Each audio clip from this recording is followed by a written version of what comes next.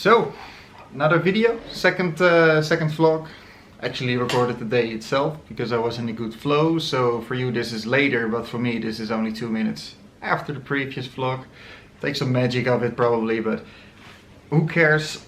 So last time I talked about my vision of what I want to teach people, or at least what I teach people at the moment for Korean archery.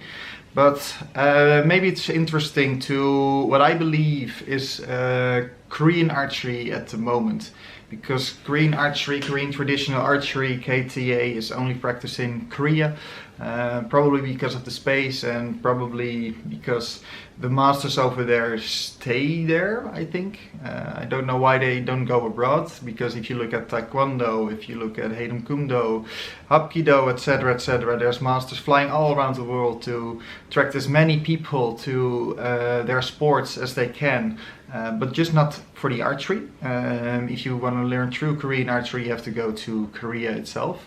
But with a lot of research and time spending with Korean bow and Korean master, I think I have a general idea about archery. If it's not a good idea, just let me know if there's a different philosophy behind it. But today I thought let's discuss some of the points of the Korean archery that I believe are actual points, actual things that they practice in Korea. And of course that starts with the thumb grip. So I have the bow over here, 35-pound bow, nothing special, not even true Korean, because my true Korean bows from White Feather are at where I teach, so I don't keep them at home. It's easier instead of just carrying everything around for a long time. This is the bow I started learning archery with. It's a fine bow. It's a little bit stiff, but very direct, and it would work to start on learning archery. And I would even advise this bow if you start on archery itself, or the White Feather bows, because they are more genuine Korean bows. This just say it's Korean, but it's not actually that Korean. About the draw itself, we know we use our thumb and we lock it and we draw apart away from our normal anchor point, where you anchor normally in the corner of your mouth, so like this. The Koreans anchor far more to the back to get the maximum draw length to shoot it at 145 meters. Apart from that, since it's also a horse style of archery, they start up high with their bow, moving a little bit behind. I'll kneel a little bit. They start up with the bow high and then they draw all the way to the back, keeping their hand relaxed and even implementing a little bit of katra in there. Katra is the relaxation of the bow and pushing it away from you, very simply said. But these two things are already fundamental to Korean. Sometimes I hold it a bit more like this, but the arrow is pointing in the direction where you shoot. If you're resting, it's low like this, and if you're gonna shoot, it's up, pointing into direction, and then you set in for the overdraw. With the thumb grip, that's one of the most fundamental things of the Korean archery, I think, because it's very intuitive to go past your anchor point and use something else as an anchor point. On the arrows, they might have a small ring at the beginning to know where up they can draw, because they go way over normal arrow length of drawing. So they will have a tiny mark. I don't have it here, but they will have a tiny mark here. So when they draw all the way back, they know that they have to stop here to have the maximum draw length in total. We don't have that because we don't shoot at 145 meters. Apart from that, the grip Koreans use, in maybe it's in more styles of archery, but with this you grip your hand around the bow like you're pushing it away from you, instead of just holding it very tight and then relaxing, etc. But it's important to push it away. These fingers, these 3 fingers, are here to guard the bow from flying away when you release. I like to use my index finger pointing forward to know where I'm gonna shoot. Not that I see my index finger or anything, but this is the grip, like this closing and like this, and then you shoot from the knuckle. In Korea they use a thumb guard for a 35-pound bow. I don't need a thumb guard anymore, not to brag or anything, but I just like the actual feel of the string. If you go higher poundages, I think over 45 pounds, it's very difficult, but you can do it with a lot of training. This is the practical style of the archery. Difficult to show here on the inside. I might do a video when I'm actually shooting and explaining the style a little bit. But the thumb grip above your head, like this, and the release. We stay true to the Korean way of that, even with pushing away. It's two things I can see. Some people really throw it out and push it away, and some only relax the bow a little bit so it flies to the side, so you release it and the bow flicks, and other people really release and throw the bow away. The actual KTA relaxation of the bow. Now the fun thing is with most of Eastern sports, also the Korean archery has a belt system to it.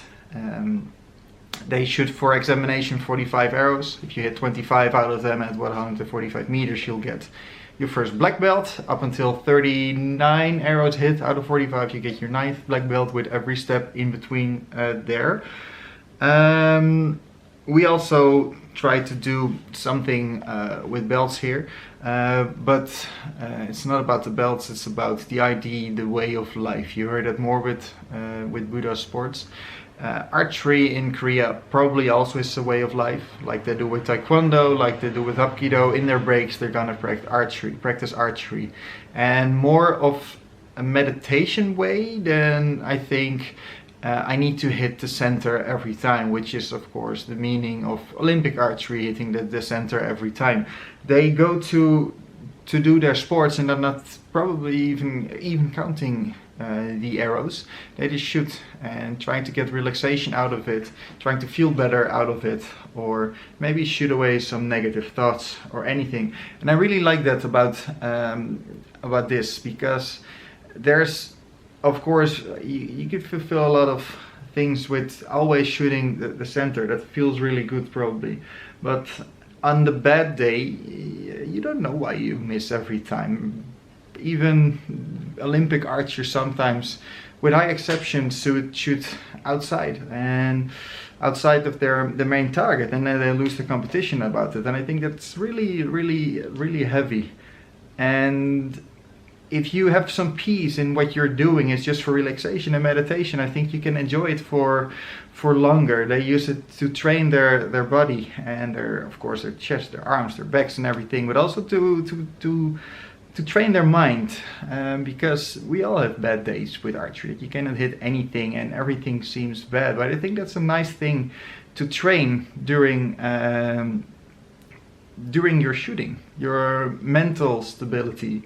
And I think that's a big part of the Korean archery. Instead of always hitting the target, just getting good feels from it, learning about yourself, learning about how your day could turn into something good. And yeah, that's something I really want to implement in my trainings as well, and how people experience it like that. And that's the other parts of the Korean archery, of course, is like with any martial arts, some rules that apply, like greet everyone when you get in, have respect for higher belts and lower belts, be proud of what you're doing, don't be negative about your doing, don't spread negative influences around, let's say, the dojang, because the shooting range is probably also their dojang or their training area. And yeah, just a very positive mindset that you continuously need to have. And I think sometimes archery can be very challenging, very negative. If you talk on the internet about archery and bows specific, see, I teach Korean archery, and the first question, oh, what bow you shoot and what poundage you had at this draw length, and I'm like, yeah, that's not that important for me. Of course it's important that you are able to shoot, and that it needs to be a realistic bow, not a 25-pound bow and shooting at 50 meters, because that's not practical. You need a heavier bow for that. But I don't think it's the most important thing in how heavy can your bow be drawn at a certain draw length. I think it's important, but I don't understand why it's the first question. The first question should be is why do you do archery, and why do you like it so much, and why is it so fulfilling for you? And I think that's important, and I think that's something that Korean archery teaches of. What I try to teach other people who do Korean archery at my training station, at my dojang at the Science Park in Amsterdam. I think that's some of the more important questions that you can ask is why do I do archery? Why do you feel better about it? Not I'm doing archery because I hit the center every time and that feels good and I can draw a more heavier bow than you. If you're standing in a club, at some point everybody's looking at you, and that can be pretty daunting. And of course, if you're in the Olympics, a lot of people are looking at you, and the simplest of failures might feel that you lost everything. And I think the smallest of failures are something that we can learn a lot about.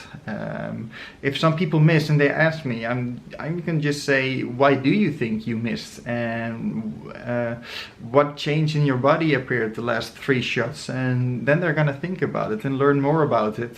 And also sometimes then I give a different exercise so they can forget about their failures,